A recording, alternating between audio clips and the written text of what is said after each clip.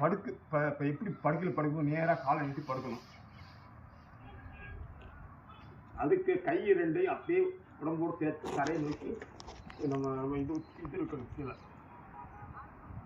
அது 2 கால்கள் ஒரே 45 டிகிரி.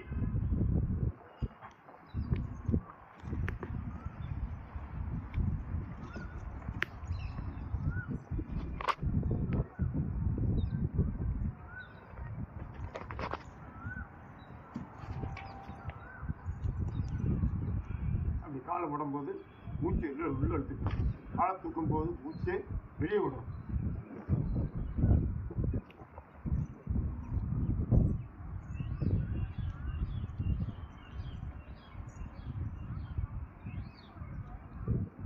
காலை நல்லா விடணும். இப்படி ஒரு காலையில் பயிற்சி செய்யும்போது 4 முறை செய்யலாம். பயிற்சி செய்யும்போது 8 வினாடி 9 வினாடி 9 தடவை செய்யலாம். அப்படி எந்திரிக்கும் போது இந்த பொசிஷன் எந்திரிக்கணும். இந்த பொசிஷன் எந்திரிச்சு சாதாரண மூச்சு, சாதாரண நிலையில் மூச்சு வெளியே உள்ள வேண்டிய காற்று. ஐயா, இந்த ஆசனத்தோட பலன்கள் சொல்லுங்க ஐயா.